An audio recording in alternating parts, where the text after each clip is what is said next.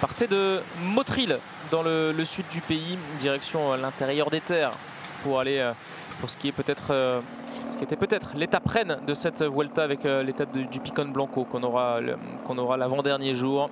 Un groupe de 26 qui se forme avec notamment David Gaudu et Stéphane Kung pour l'équipe Groupama FDJ. On avait un trio orphelin de Joao Almeida, l'équipe UAE qui s'est portée à l'avant avec Jevine, avec Marc Soler, avec Adam Yates. Je crois que c'était l'unique strat de cette course, mais Richard Carapaz, on a décidé autrement en attaquant à plus de 87 km de l'arrivée. Une menace de plus donc pour ce groupe de tête. Forcément, dans la première difficulté de la journée, on a accéléré le tempo pour Marc Soler et Jevine. David Gaudu passant en tête de la première difficulté de la journée. Richard Carapaz, lui, retombant sur le champion d'Irlande, Darren Rafferty, lui permettant de revenir à 1,45 au pied de l'Alto des Alzanenas. Malheureusement, l'Équatorien qui ne va jamais vraiment pu avoir les hommes de tête en visu. Parce que devant on a accéléré du côté de l'équipe UAE. On ne voulait pas faire rentrer forcément Richard Carapaz. Jevine, Adam Yates et David Gaudu qui vont s'isoler. Un trio puis un solo. Le solo d'Adam Yates à plus de 58 km de l'arrivée. Une démonstration de force.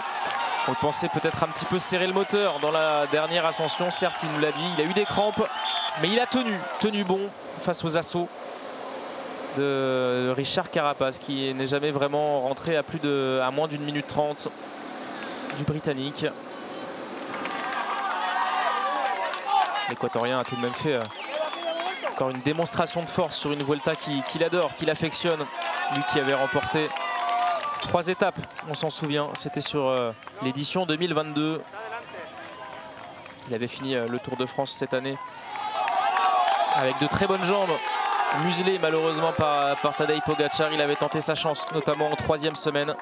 Derrière on a bien limité la casse pour la Décathlon AG2R la mondiale de Ben O'Connor grâce à un super Félix Gall en fin d'étape. Lui n'a jamais vraiment flanché, passant le sommet de l'Alto des Alzanenas une nouvelle fois en tête. Adam Yates qui va également aller chercher un maillot distinctif aujourd'hui. Maillot du classement de la montagne. Il va aller la ravir à Primoz Roglic. Le contre d'Enric Mas derrière avec 1 minute d'avance au sommet à 18 km de l'arrivée. Cette faute dans la descente et puis surtout cette fin d'étape roulante qui avantageait les groupes un peu plus fournis. Enric Mas qui va se faire reprendre à l'entrée de Grenade. Alors que lui, après plus de 4h40 de selle, s'impose comme peut-être le grand numéro de cette année. Une victoire à la Tadej Pogacar pour Adam Yates. Derrière, on est loin pour le groupe maillot rouge à 3 minutes et 45 secondes. Groupe réglé par Ben O'Connor au sprint devant Mikel Landa et Florian Lipovic.